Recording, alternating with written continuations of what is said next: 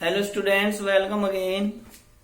In this video, I explain applications of dimensional analysis.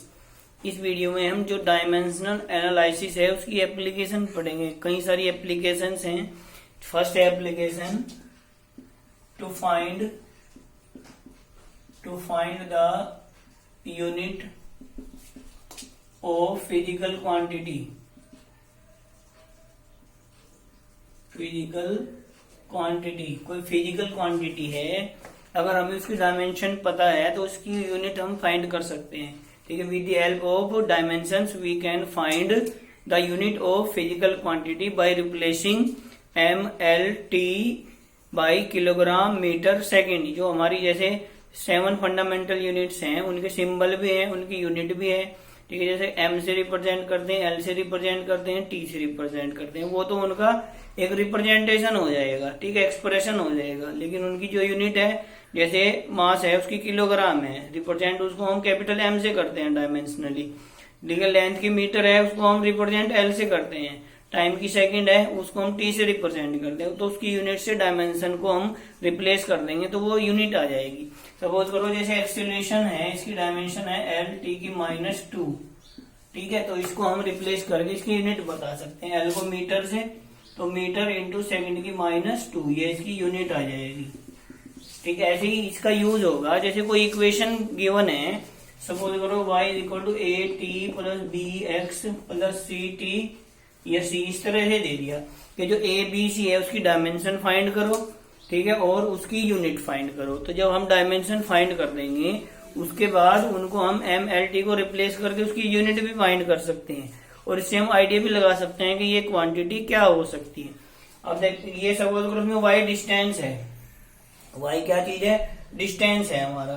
तो इसकी dimension सभी equal होगी। तो AT = y और A = y/t। तो ये डिस्टेंस है L/टाइम में t हो जाएगा। तो LT⁻⁻1, ये हमारी A की डायमेंशन आ जाएगी LT⁻⁻1। तो यूनिट क्या आ जाएगी? इसकी यूनिट आ जाएगी मीटर इंटू सेकेंड इनवर्स और मीटर पर सेकेंड। अब हम आइडिया लगा सकते हैं कि ये क्या हो सकता है। A, तो A ये वेलोसिटी भी हो सकती है, स्पीड भी हो सकती है। तो ऐसे किसी इक्वेशंस में जो कांस्टेंट्स होंगे, ठीक है, जो वैल्यू होंगी, अगर उनकी हमें डायमेंशन पता लग जाएगी डायमेंशनल एनालिसिस से, तो फिर हम उसकी यूनिट बता सकते हैं, यूनिट फाइंड कर सकते हैं। सेकंड है टू फाइंड, सेकंड हमारा आ जाएगा to find the dimension of physical constants.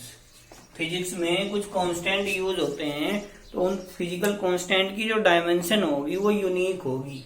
दो जो अलग डिफरेंट कांस्टेंट होंगे फिजिकल कांस्टेंट, उनकी डायमेंशन सेम नहीं हो सकती, उनकी डायमेंशन हमेशा डिफरेंट होगी। दो फिजिकल क्वांटिटी की डायमेंशन सेम हो सकती है, जैसे वर्क और एनर्जी की डायमेंशन सेम है, वर्क और टॉर्क की डायमेंशन सेम है, लेकिन जो फिजिकल कांस्टेंट है उनकी डायमेंशन सेम नहीं हो सकती, उनकी डायमेंशन हमेशा डिफरेंट होगी, यूनिक होगी।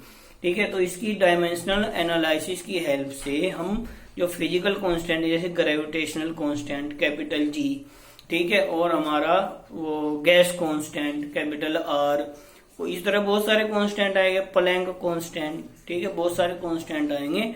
तो उसके फॉर्मूले से हम उसकी डायमेंशन कांस्टेंट की फाइंड कर सकते हैं। जैसे ग्रेविटेशनल कांस्टेंट की अगर फाइंड करनी है तो फॉर्मूला F = Gm1m2/r²। तो G हो जाएगा F_r²/m1m2। इसमें हम इसकी इन सभी डायमेंशन हमें ऑलरेडी पता है, तो वो हम इसमें पुट कर देंगे।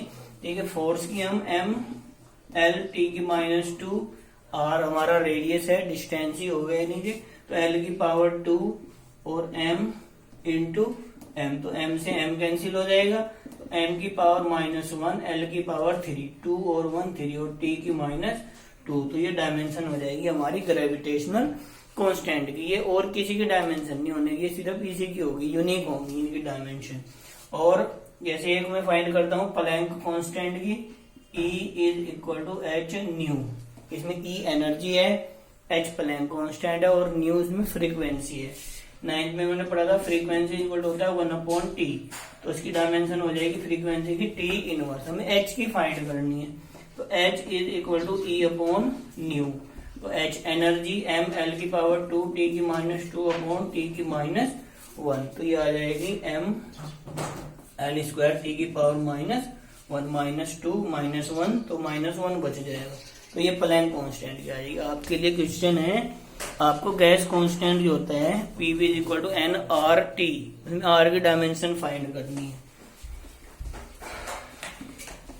इसके बाद है थर्ड एप्लीकेशन है इसकी, टू चेक, थर्ड एप्लीकेशन है to check the correctness of equation. कोई हमारी फिजिकल इक्वेशन है, उसको हम डायमेंशनली वो करेक्ट है या नहीं ये चेक कर सकते हैं। ठीक है, दोनों ओर की if the dimension on both side of the equation are same, ठीक है, the equation will be dimensionally correct. अगर उसकी दोनों तरफ की डायमेंशन सेम है तो वो डायमेंशनली करेक्ट होगी। वो फिजिकली करेक्ट है या नहीं करेक्ट है ये हम नहीं बता सकते डायमेंशन से। अगर वो डायमेंशनली इनकरेक्ट है तो हम बता सकते हैं कि वो फिजिकली भी इनकरेक्ट होगी। अगर डायमेंशनली इनकरेक्ट है तो वो इक्वेशन इनकरेक्ट होगी। But if equation is dimensionally correct it may be correct और मे नॉट बी करेक्ट। वो करेक्ट हो भी सकती है, नहीं भी हो सकती। जैसे हमने कहा equation of motion s is equal to -u plus half at², ये लिख दिया हमने। तो ut, ut अब ये डायमेंशनली तो करेक्ट होगी, लेकिन एक्चुअल में ये करेक्ट है या नहीं ये नहीं हम बता सकते, क्योंकि यहाँ माइनस साइन है, माइनस साइन इसमें नहीं होता है। ठीक है, तो इसको हम केवल डायमेंशनली बता सकते हैं। तो दोनों तरफ हम डायमेंशन पुट करके चेक कर लेंगे। अगर दोनों ओर की डायमेंशन सेम है तो हम कह देंगे कि given equation is dimensionally correct. ये लिखा जाएगा डायमेंशनली करेक्ट। ठीक है, करेक्ट खाली नहीं लिखना है, हमें लिखना है डायमेंशनली करेक्ट। वो डायमेंशनली करेक्ट है।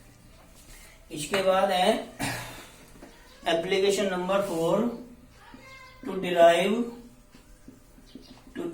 The relations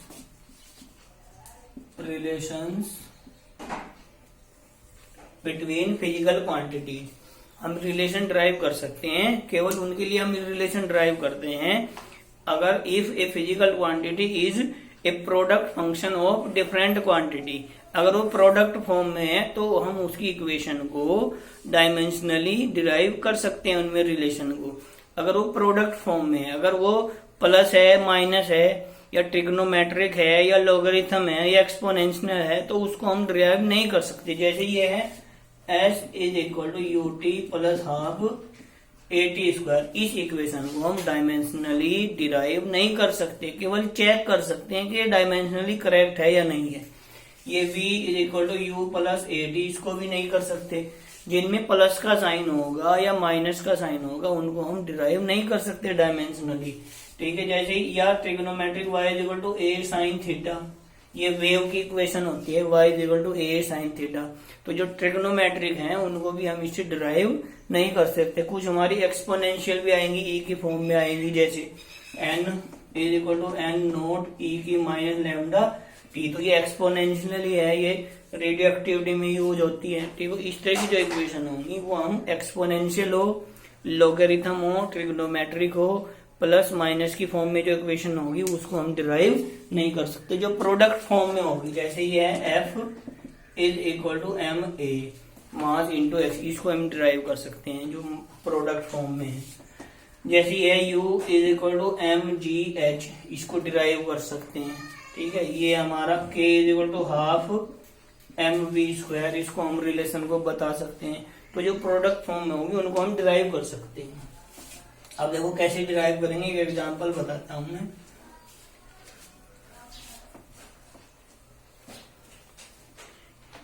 If we know the dependency of a physical quantity on other physical quantity, then we can derive the formula of the physical quantity. अगर हमें पता हो कि ये कोई फिजिकल क्वांटिटी है, ठीक है, ये कोई फिजिकल क्वांटिटी है, फोर्स भी हो सकता है, ये एनर्जी भी हो सकता है, कुछ भी हो सकता है। हमें पता है कि ये जो फोर्स है किसी उसमें, ये m पे और a पे डिपेंड है या किसी और क्वांटिटी पे डिपेंड है, तो इनकी हेल्प से इसको इक्वेट करा देंगे, तीनों को इक्वेट करा के हम इनका रिलेशन ड्राइव कर सकते हैं पहले। लेकिन हमें ये पता होना चाहिए जिसका हमें फॉर्मूला ड्राइव करना है, ये क्वांटिटी है जिसका हमें फॉर्मूला ड्राइव करनी है, और ये इस पे डिपेंड करते, ये पता होगा तो हम उसको डायमेंशनली ड्राइव कर सकते हैं। ये तो हमें पता है कि जो फोर्स है वो मास पे और एक्सीलरेशन पे डिपेंड करता है। अब मास पे एक्सीलरेशन पे वो उसकी 1 पावर पे डिपेंड करता है या 2 पावर पे डिपेंड करता है या 1/2 पावर पे डिपेंड करता है या 3 पावर पे डिपेंड करता है, वो हम डायमेंशनली रिलेशन फाइंड कर सकते हैं। ठीक है, ये इसका हम यूज है। लेकिन पहले ये पता होना चाहिए कि क्वांटिटी डिपेंड किस किस क्वांटिटी पे है, तभी हम फाइंड कर सकते हैं रिलेशन। ठीक है, ये देखो क्वेश्चन है, एग्जांपल है सेंट्रीपेटल फोर्स। ठीक है, सेंट्रीपेटल फोर्स सर्कुलर मोशन में होता है, जो सेंटर की तरफ फोर्स होगा उसको सेंट्रीपेटल फोर्स बोलते हैं। Centripetal force F depends on mass m, velocity v and radius r। ठीक है, जो F है, जो सेंट्रीपेटल फोर्स है, वो m, v और r पे डिपेंड करता है। अब डायमेंशनली ये बता सकते हैं कि ये इनकी कितनी पावर पे डिपेंड करता है, वो हमें डायमेंशन बताएगी। ऑलरेडी हमें ये पता होगा कि F mvr पे डिपेंड करता है, डिपेंड कैसे करता है वो डायमेंशन बताएगी हमें। अब सपोज करो let F depends x power of m की x पावर पे डिपेंड करता है। ठीक है, डिपेंड्स ऑन m की पावर x, v की पावर y, r की पावर z, ऐसे ऐसे डिपेंड करता है। ये डायरेक्ट भी लिख सकते हैं, F प्रोपोर्शनल टू m की पावर x, v की पावर y, r की पावर z। हम x y z भी ले सकते हैं, a b c भी ले सकते हैं। तो F is equal to k m की पावर x, v की पावर y, r की पावर z। ये इक्वेशन फर्स्ट आ जाएगी। जब प्रोपोर्शनलिटी का साइन हटाएंगे तो एक कांस्टेंट लग जाएगा k। ये जो k है हमारा, ये डायमेंशनल लेस कांस्टेंट है, इसकी कोई डायमेंशन नहीं होनी, इस k की कोई डायमेंशन नहीं होने की। जो हमारे ये डायमेंशनल लेस कांस्टेंट है, जो हमारे फिजिकल कांस्टेंट है, उनकी डायमेंशन होती है, लेकिन इसकी डायमेंशन नहीं होने की। ये तो एक नंबर होगा, क्या होगा, ये एक नंबर होगा। ये 2 हो सकता है, 1/2 हो सकता है, ये पाई हो सकता है, कुछ भी होता है। ये प्रैक्टिकली हम फाइंड कर सकते हैं, इसको डायमेंशनली फाइंड हम बिल्कुल नहीं कर सकते। इसकी प्रैक्टिकल वैल्यू होती है, तो ये डिफरेंट इक्वेशन में इसकी वैल्यू डिफरेंट होगी। यहाँ सिर्फ ये लिखना है, इसकी कोई डायमेंशन नहीं होगी, याद रखना है। ये जो k है क्यों नहीं होने, क्योंकि इसकी और इसकी डायमेंशन सेम होगी। जब इसको इसके अपॉन में लाएंगे तो वो डायमेंशन कैंसिल हो जाएंगी, इसलिए k हमारा डायमेंशन लेस कांस्टेंट हो जाएगा। अब इसमें हम डायमेंशन पुट कर देंगे बोथ साइड। ये फोर्स है m l t की -2, k की कोई डायमेंशन नहीं होने की है, इसकी डायमेंशन पुट कर देंगे m की m हो जाएगी, m की पावर x हो जाएगी, v की l t की -1 हो जाएगी y, और ये l की पावर z हो जाएगा। डायमेंशन कर देंगे put the dimension on both side. अब देखो m की पावर 1, l की पावर 1, t की -2, और यहाँ पे m की पावर x मल्टीप्लाई कर देंगे, l की पावर, देखो ध्यान से देखना, l की पावर y यहाँ से आ जाएगी और l की पावर z यहाँ से आ जाएगी। अगर दो बेस हमारा सेम है, जैसे 2 की पावर 3 मल्टीप्लाई 2 की पावर 5 है, ये बेस इनका सेम है, तो पावर ऐड हो जाती है आपस में, तो 2 की पावर 3 + 5 हो जाएगा। अगर मैं कहूँ 2 की पावर x मल्टीप्लाई 2 की पावर y, तो 2 की पावर x + y हो जाएगा। तो l की पावर y और l की पावर z है, बेस सेम है, तो पावर ऐड हो जाएंगे, l की पावर y + z हो जाएगी और t की पावर -y हो जाएगी। ठीक है, अब comparing the dimension of same physical quantity, जो सेम फिजिकल क्वांटिटी है बोथ साइड में, उनकी डायमेंशन को हम कंपेयर कर देंगे। इधर m की पावर कितनी है x, इधर m की पावर कितनी है 1, तो ये दोनों सेम क्वांटिटी है, मास, तो इनकी डायमेंशन ये पूरा इक्वल है। तो ये इक्वल होने का मतलब क्या है, इक्वेशन का डायमेंशन सेम है तभी तो इक्वल है वो। तो comparing the dimensions of same physical quantity dimension compare करें, तो x की पावर 1 आ जाएगा, और l की पावर इधर कितनी है y + z, इधर कितनी है 1 इज इक्वल टू 1 आ जाएगा। इधर t की पावर माइनस वाई और इधर t की पावर -2, तो माइनस से माइनस कैंसिल होगा, y की वैल्यू आ जाएगी 2।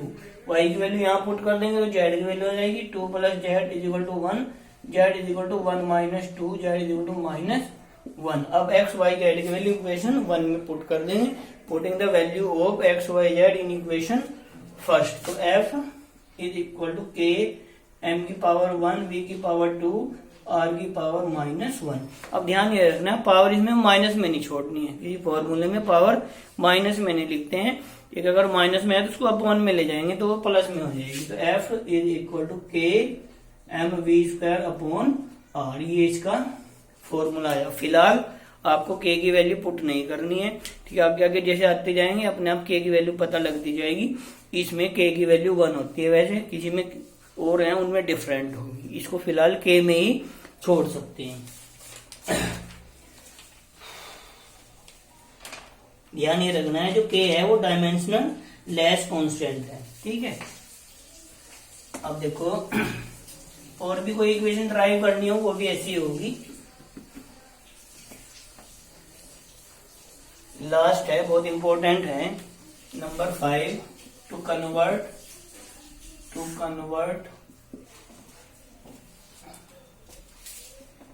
a physical quantity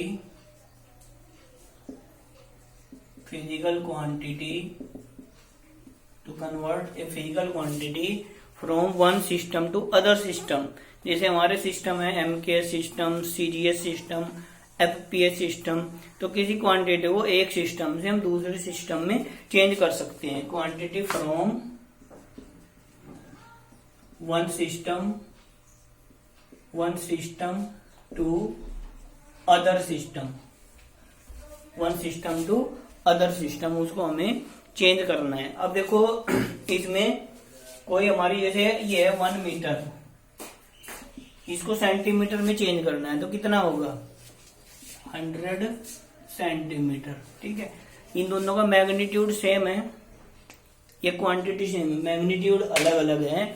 इसका मैग्नीट्यूड है 1 और यूनिट है मीटर, इसका मैग्नीट्यूड है 100 और यूनिट है सेंटीमीटर, लेकिन ये दोनों क्वांटिटी सेम है, ठीक है। फिजिकल क्वांटिटी की यूनिट चेंज करने से उसका मैग्नीट्यूड चेंज हो जाएगा, यूनिट चेंज हो जाएगी, लेकिन उसकी जो क्वांटिटी है, उसकी जो मात्रा है वो चेंज नहीं होगी। मैंने कहा भाई इसकी लेंथ 1 मीटर है, मान लो यहाँ से यहाँ से इसकी लेंथ मैंने बोल दिया कि 1 मीटर है, दूसरे ने बोल दिया कि नहीं जी इसकी तो लेंथ 100 सेंटीमीटर है। बात तो दोनों की एक ही है, क्वांटिटी तो दोनों सेम है, उसको एक ने ऐसे बोल दिया एक ने वैसे बोल दिया, वो क्वांटिटी सेम है लेकिन मैग्नीट्यूड और यूनिट उनकी डिफरेंट है। ऐसे कह दिया, एक ने कह दिया 1 kg सामान लेगा आया मैं, दूसरे ने कह दिया नहीं जी मैं तो 1000 ग्राम सामान लेगा। तो वो क्वांटिटी उनकी मात्रा दोनों की सेम है, लेकिन उनकी जो यूनिट और यूनिट डिफरेंट होने की वजह से उनकी जो हमारी मैग्नीट्यूड है, मैग्नीट्यूड उनका डिफरेंट हो जाएगा। तो उसे एक क्वांटिटी से दूसरी क्वांटिटी में चेंज करना है। तो ये हमारा सपोज करो ये N1 है और ये U1 है, ठीक है। ये N1 है, मैग्नीट्यूड है इसमें, और यूनिट U1 के लिए मैग्नीट्यूड N1 है, और ये N2 है और ये U2 है, लेकिन इनकी दोनों की जो क्वांटिटी होगी क्वांटिटी सेम होगी, ठीक है। तो इसमें ध्यान ये रखना है कोई हमारी यूनिट है, ठीक है, उसकी हमें डायमेंशन पता होना चाहिए। डायमेंशन सपोज करो m की पावर a, l की पावर b, t की पावर c, ये डायमेंशन है किसी डायमेंशन या यूनिट एक ही बात है। डायमेंशन से हम यूनिट भी फाइंड कर सकते हैं। तो यहाँ m की पावर कुछ भी हो सकती है, m की पावर 1 भी हो सकती है, m की पावर 0 भी हो सकती है, ऐसे l की पावर भी 1 भी हो सकती है, 2 भी हो सकती है, -2 भी हो सकती है। ऐसे t की पावर a, b, c की वैल्यू वो डिफरेंट क्वांटिटी के लिए हमारी डिफरेंट डायमेंशनल फॉर्मूला होगा तो इनकी पावर डिफरेंट हो जाएगी। बस ध्यान इसमें मेन ये रखना है, जो भी डायमेंशन होगा उसमें हमें मान लो N1 गिवन है और N2 फाइंड करना है, ठीक है। तो ये हमें डायमेंशन यहाँ पे जैसे ये है, तो ये U1 के लिए तो यहाँ 1 1 1 पुट कर देंगे और U2 के लिए यहाँ 2 2 2 पुट कर देंगे। अगर हमारा U1 है U1 तो उसको हम लिख देंगे M1 की A, L1 की B और T1 की C, और U2 को हम कैसे लिख देंगे M2 की पावर A, L2 की पावर B और T2 की power C, M1 M1 L1 T1 ये एक सिस्टम में वैल्यू होंगी, और M2 L2 और T2 ये दूसरे सिस्टम में उसकी वैल्यू होंगी, ये वैल्यू डिफरेंट होंगी हमारी। अब देखो ये हमारा है N2 U2 is equal to N1 U1। N1 हमें पता है, N1 हमें पता है, N2 हमें फाइंड करना है, तो ये हो जाएगा N2 is equal to N1 U1 upon U2। यहाँ पे ये U1 U2 की वैल्यू पुट करेंगे, N1 तो M1 अपॉन M2 की पावर A, अगर पावर 1 है तो 1 लिख देंगे, पावर 0 है तो 0 लिख देंगे, पावर 2 है तो 2 लिख देंगे, और यहाँ पे L1 अपॉन L2 की पावर B, यहाँ पे भी B की वैल्यू 1 0 2 -2 कुछ भी हो सकती है, और T1 अपॉन T2 की पावर C। ठीक है, यहाँ M L T के अलावा K, ठीक है, केल्विन या एम्पियर करंट कुछ भी हो सकता है, वो तो उसकी डायमेंशनल फॉर्मूले पर डिपेंड करते हैं। ठीक है, तो ये हमारा फॉर्मूला है, क्वेश्चन में करके दिखाता हूँ। ठीक है, बस ध्यान ये रखना है जो पहले, सबसे पहले ये जिसका सही होगा डायमेंशनल फॉर्मूला तभी ये सही होगा, तो डायमेंशनल फॉर्मूला ध्यान से रखना है। जिस क्वांटिटी को हमें चेंज करना है पहले हम उसका डायमेंशनल फॉर्मूला लिखेंगे। सपोज करो हमें फोर्स को MKS से CGS में चेंज करना है तो फोर्स का डायमेंशनल फॉर्मूला लिखेंगे। अगर हमें मान लो एनर्जी को MKS से CGS में या CGS से MKS में कैसे भी हम चेंज कर सकते हैं, चेंज करना है तो उसका डायमेंशनल फॉर्मूला हम पुट करेंगे।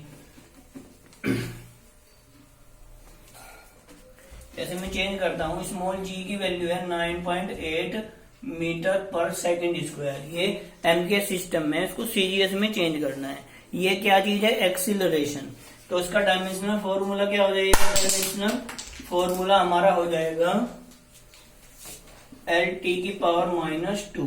अब देखो इसमें M तो है नहीं, M की पावर 0 हम कंसिडर कर सकते हैं, तो ये हमारा U हो जाएगा, U, तो U1 ये हो जाएगा L1 T1 की -2, और U2 हमारा क्या हो जाएगा L2 T2 की पावर -2, और N1 हमारा हो जाएगा 9.8। N2 हमें फाइंड करना, फॉर्मूला लिखेंगे N2 is equal to N1 U1 upon U2। U1 U2 की वैल्यू पुट कर देंगे ये वाली, तो N1 ये आ जाएगा L1 T1 की -2 अपॉन L2 T2 की -2, तो ये हो जाएगा L1 अपॉन L2 पावर कितनी है 1, और इसको हम उल्टा लिख सकते हैं T2 अपॉन T1 की पावर 2। ये माइनस में है, अगर ये माइनस में है तो ये प्लस में हो जाएगी इसको रेसिप्रोकल करने से। अब देखो N2 is equal to N1 हमारा कितना है 9.8। अब ये मेन पॉइंट है इसका, जिसकी ये पॉइंट समझ में आ जाएगा वो क्वेश्चन है, ये मेन पॉइंट है, इसको समझने में थोड़ी सी दिक्कत होती है, तो थोड़ा ज्यादा ध्यान से इसको समझेंगे। अब देखो ये हमारा MKS सिस्टम है, इसको हमें CGS में चेंज करना है। ठीक है, तो ये जो L1 क्या है, डिस्टेंस, ठीक है, इसको हम MKS में पुट करेंगे, तो MKS में इसको हम पुट करेंगे L1 को 1 मीटर। ठीक है, और L2 हमारा क्या, ये किसमें है, इसके नीचे लिख देंगे MKS है और ये CGS है, तो CGS में लेंथ कितनी होगी 1 सेंटीमीटर, अगर इसकी पावर है तो पावर भी लिख देंगे, और जो सेकंड है वो तो दोनों में ही सेकंड होगा, उसको चेंज करने की जरूरत नहीं है। अब देखो इन दोनों को सेम क्वांटिटी में चेंज करने की, या तो सेंटीमीटर को मीटर में चेंज कर लो या मीटर को सेंटीमीटर में, जो इजी है वो वाला करेंगे, तो मीटर को सेंटीमीटर में चेंज कर लेंगे, तो 9.8 मल्टीप्लाई 100 सेंटीमीटर अपॉन सेंटीमीटर, तो ये कैंसिल हो जाएगा, ये बचेगा कितना 980। अब यूनिट यहाँ से लिखेंगे, ये MKS में है तो CGS में क्या होगी ये डिस्टेंस की, सेंटीमीटर पर सेकंड स्क्वायर, तो MKS में G की वैल्यू है 9.8, तो CGS में G की वैल्यू है 980। ठीक है, एक और क्वेश्चन करता हूं मैं, फिर समझ में आ जाएगा।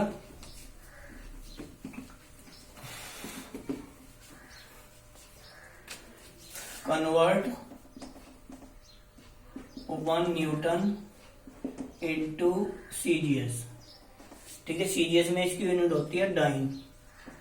ठीक है, डाइन, वो वाली डाइन नहीं, पिक्चर वाली डाइन, ये वाला है। ठीक है, तो इसको ये MKS में है, इसको CGS में चेंज करना है, 1 न्यूटन को कितने डाइन होते हैं। ठीक है, अब हमें किसको चेंज करना है ये देखना है ध्यान से, हमें किसको चेंज करना है, न्यूटन को। न्यूटन किसका है, किसका यूनिट है, फोर्स की, तो तो हम फोर्स का डायमेंशनल फॉर्मूला लिखेंगे। तो फोर्स का डायमेंशनल फॉर्मूला M-L-T-2 हो जाएगा, ये हमारा U हो जाएगा। तो U1 क्या हो जाएगा, बस यहाँ M1 लिख देंगे, L1 T1 की -2 जो भी डायमेंशन होंगी उसमें 1 1 1 2 2 2 लिखना है बस। और U2 हमारा क्या हो जाएगा, M2 L2 T2 की -2। अब सपोज करो मान लो एनर्जी होता जैसे 1 जूल है, इसको चेंज करना है सीजीएस में, तो 1 जूल एनर्जी की या वर्क की ये हमारी यूनिट होगी। तो इसके लिए U क्या हो जाएगा, M(L)2 T की -2, तो M1 L1 T1 आ जाएगा, यहाँ ये 2 आ जाएगा। तो N2 = N1 U1 upon U2। तो N1 तो इसको अपॉन में लिख देंगे बस एज इट इज, ये अपॉन में आ जाएगा, इसके अपॉन में ये आ जाएगा, इसके अपॉन में ये आ जाएगा, इसके अपॉन में आ जाएगा। तो ये आ जाएगा M1 अपॉन M2 और L1 अपॉन L2।